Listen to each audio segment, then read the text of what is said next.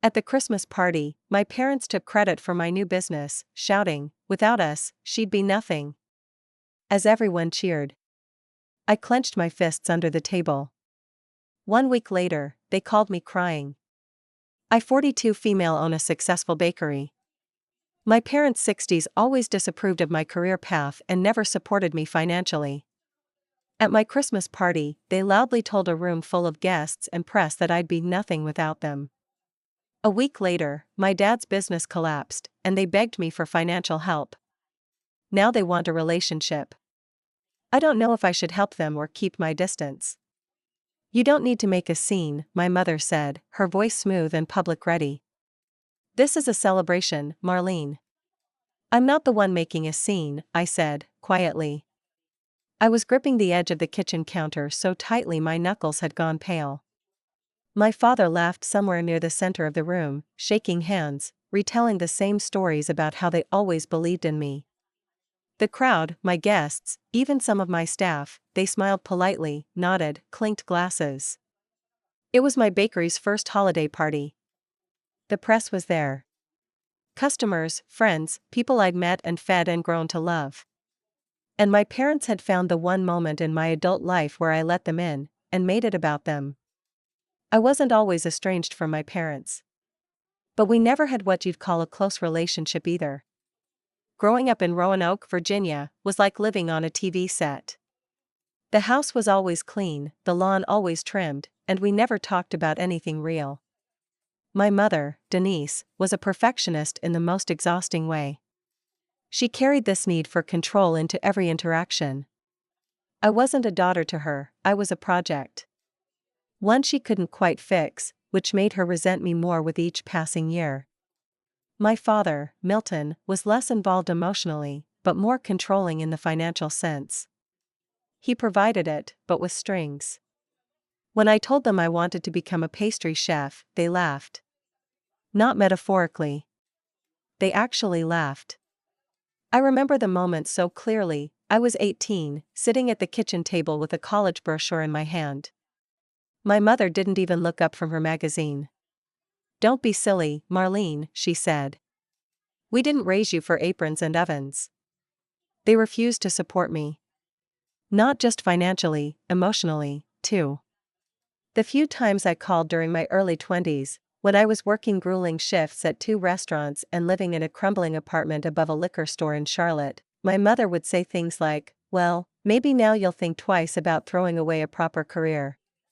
She always said career like it was a trophy and not a life choice. Eventually, I stopped calling. I built my life without them. I moved to Asheville in my early 30s, rented a modest apartment with just enough sunlight to grow basil on the sill, and worked in a little bistro that paid me barely enough to scrape by. But I kept going. And after years of saving, testing recipes, and more failed grant applications than I can count, I opened the Wild Thyme. It was mine. Every inch of that warm, cinnamon-scented space was built from calloused hands and long nights. The kind of place where you know the regulars, where the barista has your drink ready before you say a word, where people come to celebrate and cry and jest. I didn't speak to my parents much after I opened. But as I got older, I started to feel that little tug.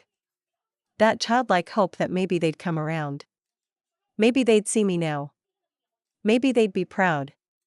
So I invited them to my first holiday party. They arrived an hour late, of course. My mother swept in wearing red wool and pearls like she was about to sit for a catalog shoot. My father was all charm, firm handshake, smug grin. At first, they just mingled. I tried to keep busy. It was a packed event, and I had every reason to be occupied. But then I heard it. My mother, mid-laugh, spoke to a journalist. "Well, naturally we're proud. Without us, she'd be nothing." We pushed her to be her best. I froze. A few people nearby laughed. Some clapped, even. My chest tightened. I stood there in my own shop, surrounded by my work, my people, my food, and I felt erased. She said it again to someone else. My father added his own little quip, "We were always supportive." Told her to dream big. I didn't confront them that night. I didn't cause a scene. I've learned to live inside my own silence. But something cracked. It wasn't just the words.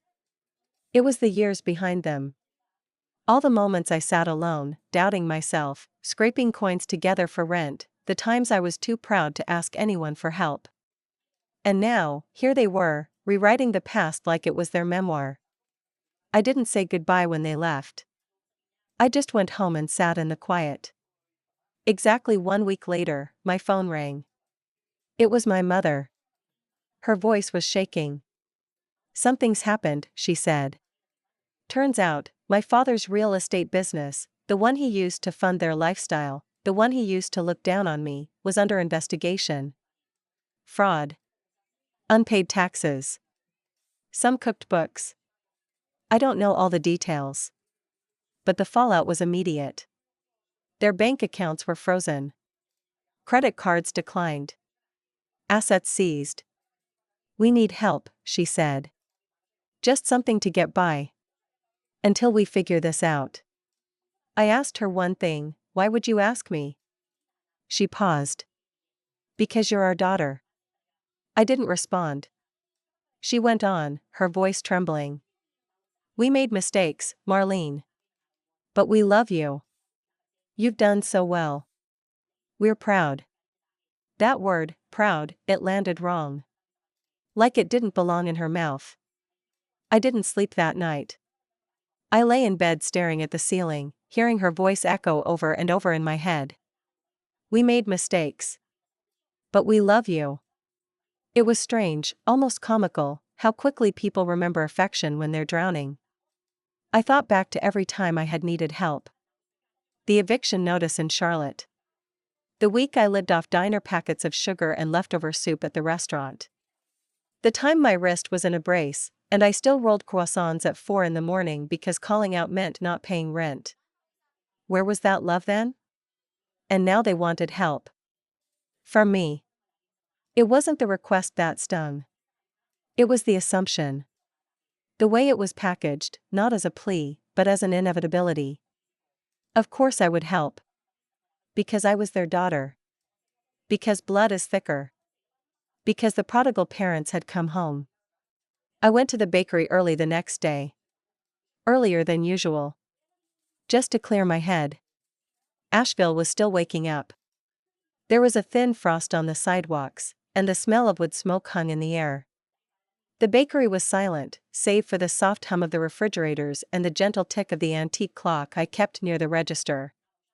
I didn't turn on the lights. I just sat there, at one of the corner tables, and listened to the silence.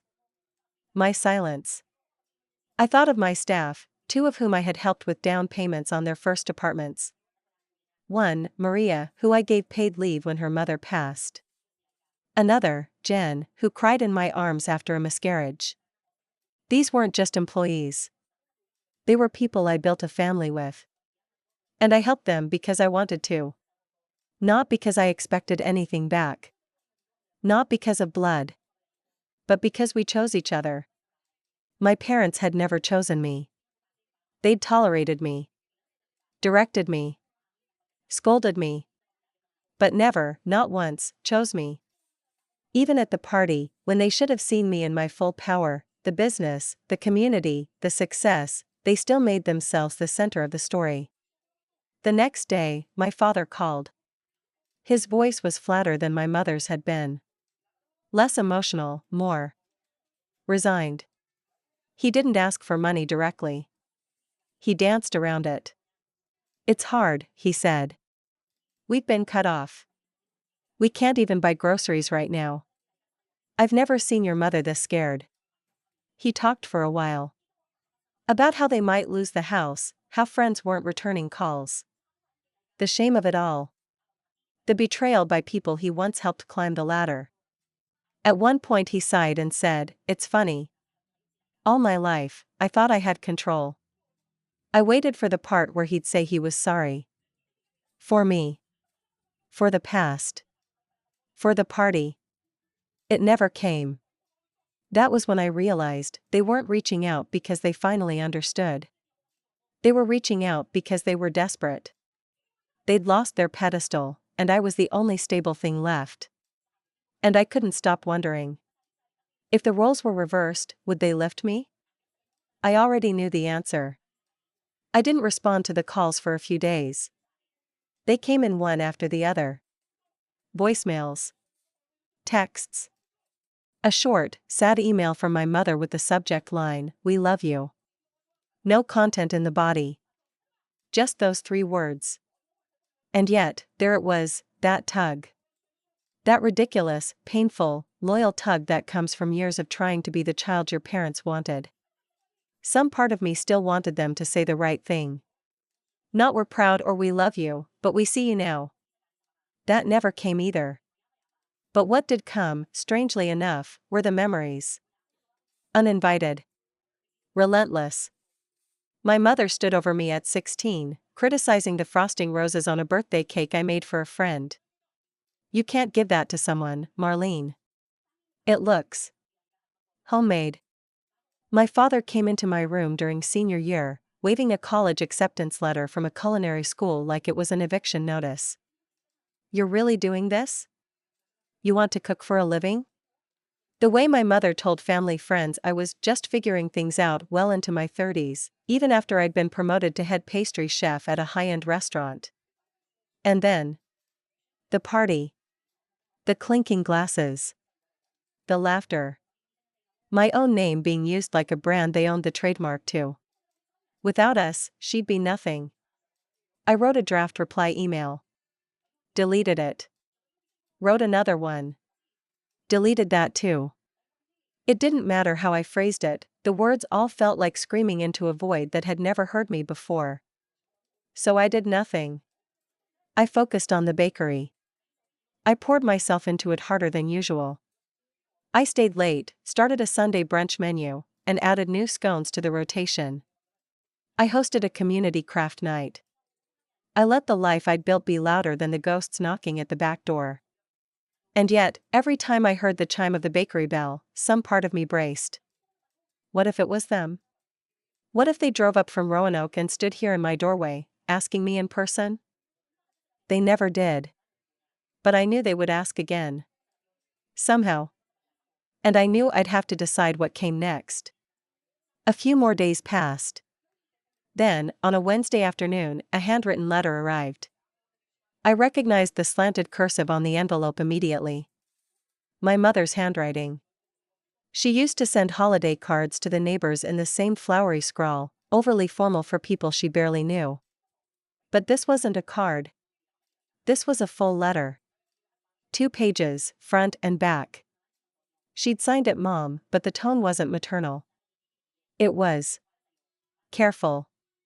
Like someone trying to write an apology without actually using the word sorry. She mentioned the party only once. She called it a misunderstanding. Said that they were caught up in the excitement and didn't realize how it may have come across. May have come across. Not how it was. Not what it meant to me. Just how it may have appeared. As if the pain it caused me was a matter of poor lighting.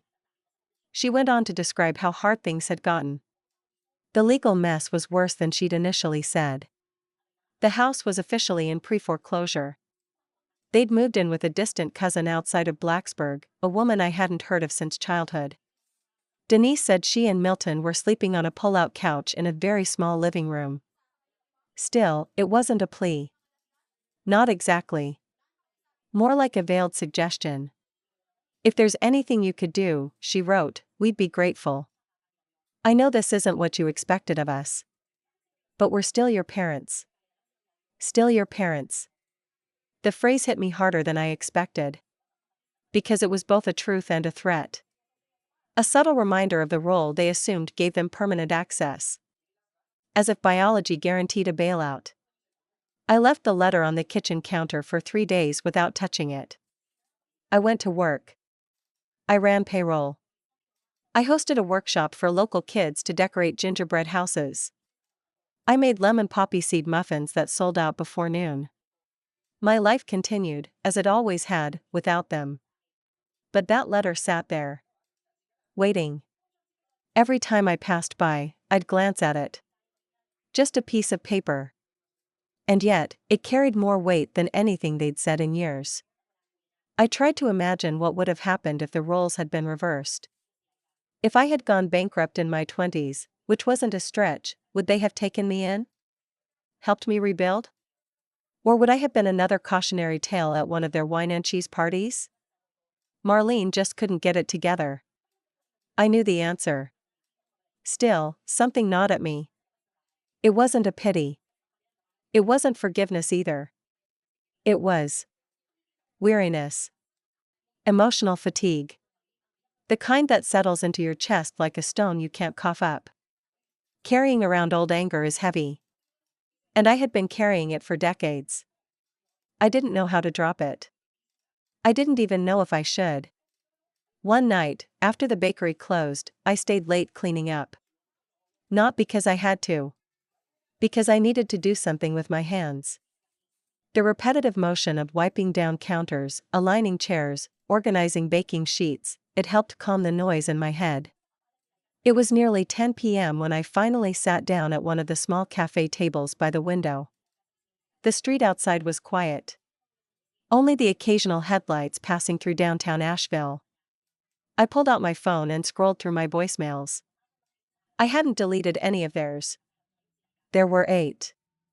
All within a 2-week span. Most were from my mother. A few from my father. One of the last ones stood out.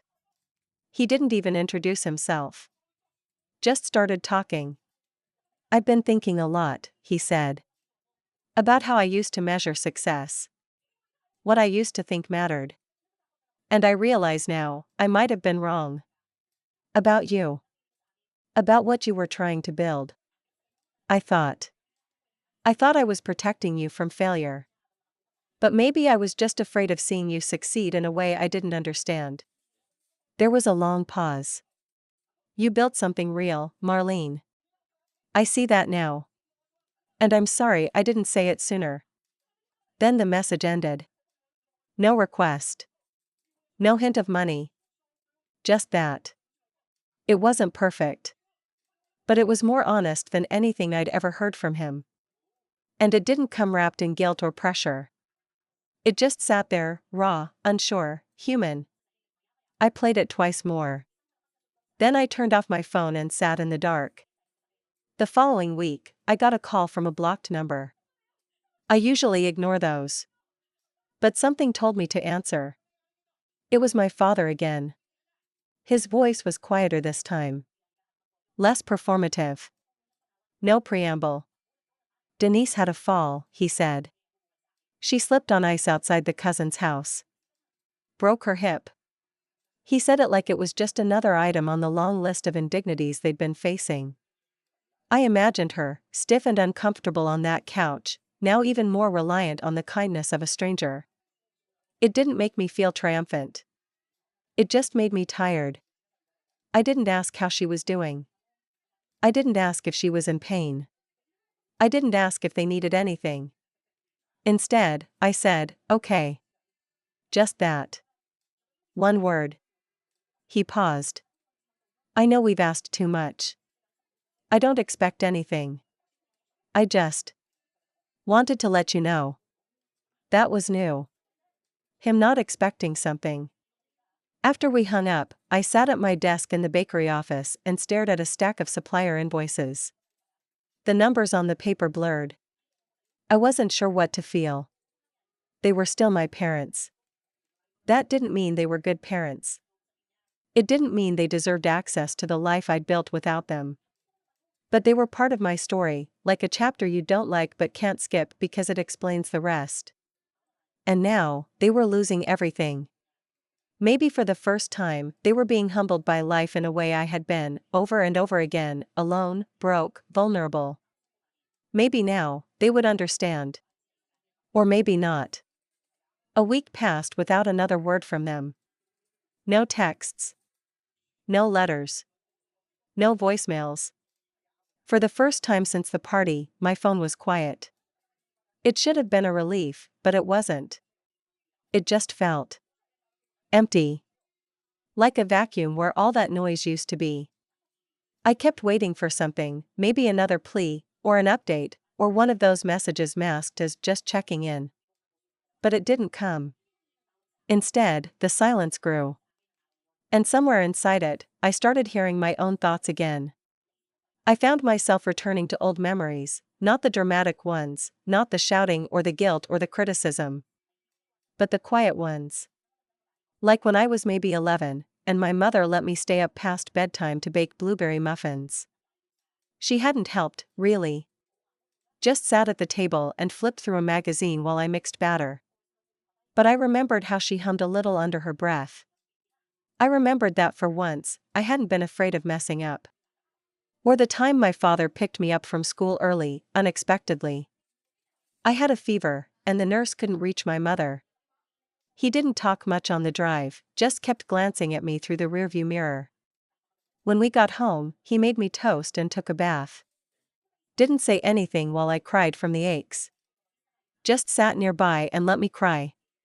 It struck me that my mind had buried these things deep beneath all the harm, like coins at the bottom of a dirty fountain. And now, for some reason, they were resurfacing. It didn't erase what they had done. Not even close. But it made everything more complicated. I hadn't told anyone about what was happening. Not Maria, not Jen, not even the customers who asked me how my holidays went. I kept the story folded tight, like a letter I wasn't ready to read aloud. But then one afternoon, during our slower post-lunch hours, Maria leaned against the counter with her apron dusted in flour and said gently, "You seem off lately." I didn't lie. I just sighed and said, "My parents are in a bit of a mess." Her brow furrowed. "Are they okay?" I shrugged. "They're broke. Living with someone else. Everything fell apart, and now they're trying to reach out."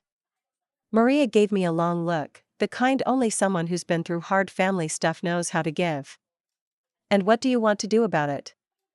I opened my mouth to answer. But I didn't have an answer.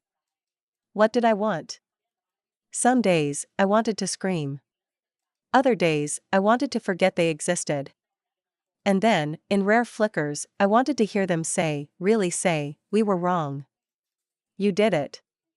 You made something beautiful. And we were fools not to see it." But they hadn't said that. Not clearly. Not directly. Only fragments. Hints. And now they were fragile. Humbled. And maybe even scared. I couldn't tell if that softened me, or made me more furious. Like after all those years of demanding strength from me, now they wanted gentleness? That night, I pulled the letter out again. My mother's cursive. Still sitting in the drawer of my writing desk, unopened since I'd read it the first time. I flipped it over and looked at the back of the second page. There was a postscript I hadn't really noticed before. Just a few lines. "I was wrong about what success looks like. You built something without us, and that must have been so hard. I'm sorry we weren't there. I truly am." It was almost an apology. Not the full thing. But something. It left me feeling unsettled. Like someone had started painting a picture of me they hadn't finished. Just the outline. No color. No depth. I put the letter away again. I still hadn't replied. The next day, I got a call from their cousin, the one they were staying with in Blacksburg. Her name was Edra. I barely remembered her. Last I'd heard, she raised alpacas or goats or something and lived out in the hills. "Hi sweetheart," she said, voice warm but tired. "I hate to get in the middle of this, I really do. But I figured someone ought to let you know what's going on." She told me my mother's surgery had gone fine, but recovery wasn't going well. She was struggling with the pain. Snapping at people. Barely sleeping. My father was doing most of the caretaking, but he wasn't handling it well. "She's not mean to me, really," Edra said. "But she's distant. And your daddy's a mess. Keeps pacing. Talking to himself at night." I didn't know what to say. I know they haven't been good to you, Edra added softly. But they're trying. They're just not good at it. That made me laugh, unexpectedly. A sharp, single breath of disbelief. Trying. Not good at it. That could have been the subtitle for my entire childhood. I'm not asking you to forgive them, honey, she added. I just thought you'd want to know. I thanked her. Hung up. And sat in the bakery office until long after close, lights off, hands folded in my lap. The strangest thing about growing up with emotionally absent parents is that it leaves a hole that never quite fills, even when you find love elsewhere, even when you succeed, even when you prove them wrong. There's still a small part of you that aches to be seen by them. And now, here I was, with the tiniest window cracked open, not for reconciliation, maybe not even for healing, but for clarity. And I didn't know if I should walk through it, or board it shut and never look back. I didn't tell anyone what I decided to do. Not Edra. Not Maria. Not even myself, really. It just happened in stages. First, I drove back to Roanoke. I hadn't been back in over a decade. My parents' house, the one I grew up in, was up for auction, boarded up in places, the front porch sagging. I parked across the street and stared at it from my car. I remembered the sharp scent of lemon cleaner, the scratchy welcome mat, the way my mother used to scold me if I left fingerprints on the glass door. Now it looked forgotten. Abandoned by the very image-obsessed people who had once held it up as their identity. My father used to brag about how the brickwork was custom, how the windows were imported from Italy. Now? Just another house on a foreclosure list. I didn't cry. I didn't feel satisfied either. Just a strange, heavy sense of closure. Like a book you didn't enjoy, but needed to finish anyway. I didn't go inside. Instead, I drove another 2 hours to Edra's farm. It was quiet when I got there. Late afternoon sun stretched long across the hills. Goats belated somewhere off in the distance. There was a dusty silver truck in the drive, and a wind chime clinked lazily near the porch. Edra answered the door wearing a sweater with a tear at the shoulder and the kindest eyes I'd ever seen. You came, she said softly. I nodded. I won't stay long. She let me in. The house smelled like soup and lavender. My mother wasn't visible, but I could hear her voice down the hall, sharp and muttering something about her medication. My father's voice followed, calmer, trying to soothe. Edra offered me tea. I declined. I just need a few minutes, I said. I stepped into the hall and found them in the den. My mother was propped up on a recliner, leg elevated, a thick bandage wrapping her hip.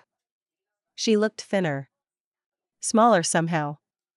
My father was sitting beside her with a newspaper folded in his lap. They both froze when they saw me. Marlene, my mother said, her voice uncertain. I didn't think. I know, I said, cutting her off gently. My father stood up, but didn't approach. He looked embarrassed, and I think that was the first time in my life I'd ever seen him look that way. I sat in the chair across from them. I'm not here to play the savior, I said. I'm not here to hear excuses. Or reframe the past. They stayed silent. That was new too. But, I continued, I'm not you. I pulled a manila folder from my bag and set it on the table. In this folder are the details of a short-term assistance plan, I said. 3 months' worth of groceries. A prepaid utility account. A few things to keep you afloat. After that, you're on your own. My mother opened her mouth. I held up my hand. This isn't a gift. And it's not forgiveness. This is what I would do for anyone who was hungry and hurting. I'm not doing it because you're my parents. I'm doing it because I'm not like you. They said nothing. I built a life from the ground up. With no help. No encouragement. Just grit, luck, and long hours. And you came to my party and told people it was all because of you. My mother winced. You embarrassed me, I said. You stole my story. And then you came crawling back when you lost control. My father finally spoke. We didn't know what else to do. I know, I said. That's what makes this so perfect. He furrowed his brow. I'm going to help you survive, but not thrive. You don't get the comfort of calling me your daughter at dinner parties anymore. You don't get access to my life. You don't get credit. You get distance and dignity. That's what you'll live with. My mother whispered, You're punishing us. No, I said. I'm protecting myself. You made your choices. Now I'm making mine. I stood up, gathered my coat, and left the folder on the table. As I walked toward the door, I paused. One more thing, I said. You'll never mention me to the press again. You'll never claim credit. You'll never show up uninvited. My father nodded once. I've already hired a PR consultant to release a statement, I added casually. Clarifying that I built my business without any family support. It'll go out tomorrow. Local press loves a redemption arc. My mother gasped softly. My father looked like he'd been slapped. It was subtle, but so satisfying. I opened the door. And don't worry, I said with a small smile. Your names won't even be mentioned. I stepped out into the fresh air, the breeze hitting my face like absolution. They had erased me for years. Now I was returning the favor, not with spite, but with silence. With boundaries so firm they became walls. And as I drove back to Asheville, through winding hills and late winter sky, I felt the weight start to lift. Not completely. But enough. Revenge didn't need to be cruel. Sometimes, it just meant living well, and making sure the people who tried to dim your light are left in the shadows, watching you shine.